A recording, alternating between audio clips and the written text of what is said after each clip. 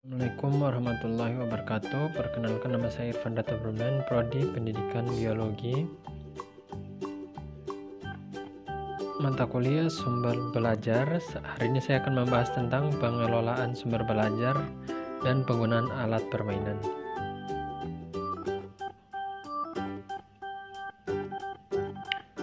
Satu, pengertian sumber belajar. Secara umum, pengertian sumber belajar adalah semua bahan yang dapat memberikan informasi baik berupa data, orang, dan wujud tertentu yang dipakai peserta didik dalam proses pembelajaran untuk mencapai tujuan belajar atau kompetensi tertentu. 2. Sumber belajar, alat permainan, dan pemanfaatannya.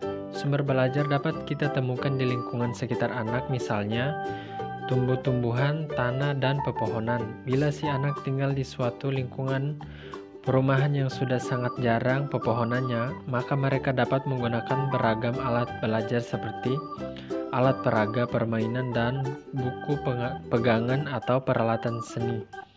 Kreativitas anak akan semakin meningkat bila kita mengajak mereka ke suatu tempat, misalnya museum, sehingga Anda bisa melakukan observasi. Hasil dari pengamatan mereka akan menjadi lebih sempurna bila mendapatkan dukungan berbagai sumber seperti buku, media, cetak, atau para ahli atau narasumber.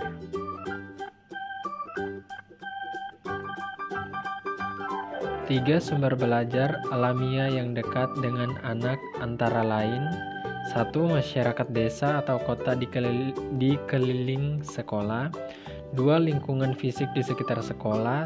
3. Bahan sisa yang tidak terpakai dan barang bekas yang terbuang yang dapat menimbulkan pencemaran lingkungan, namun kalau kita olah dapat bermanfaat sebagai sumber dan alat bantu belajar mengajar. 4. Peristiwa alam dan peristiwa yang terjadi di masyarakat cukup menarik perhatian siswa. Ada peristiwa yang mungkin tidak dapat dipastikan akan terulang kembali.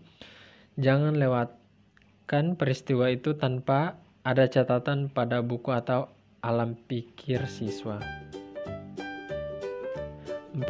Secara umum, sumber belajar dapat berupa: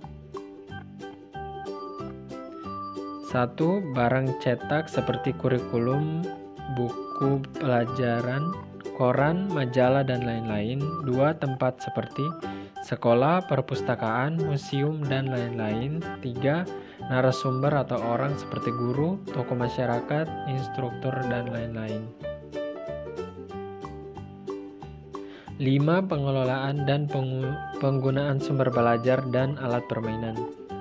Menurut Cherry, dalam buku Anggani Sugono menyatakan bahwa untuk memotivasi anak untuk menyukai belajar sangat dipengaruhi oleh lingkungan sekolah. Oleh karena itu, penggunaan alat permainan pada khususnya dan sumber belajar pada umumnya ditata rapi, menarik, sehingga dapat dinikmati dan dirasakan oleh anak. 7. Berikut ada hal-hal yang perlu diperhatikan dalam penataan, perencanaan, pengadaan, serta evaluasi dalam pengelolaan dan penggunaan sumber belajar dan alat permainan. 1. Perencanaan. Segala hal yang berkaitan dengan perencanaan kegiatan akan ikut memperbaiki manajemen kelas. Pengelolaan kelas yang terdiri dari berbagai hal akan mendukung peningkatan pencapaian kemampuan pada anak secara alamiah. Perencanaan sumber belajar dimulai dengan pengadaan identifikasi kebutuhan sumber belajar di taman kanak-kanak.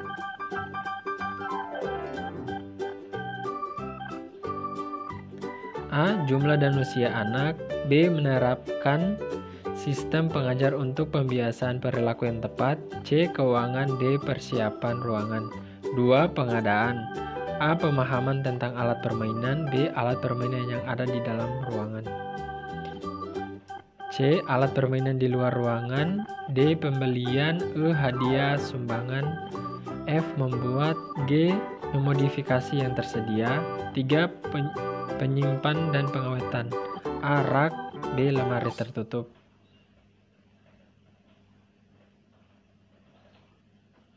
8. Evaluasi dan penggunaan pengelolaan alat bermain.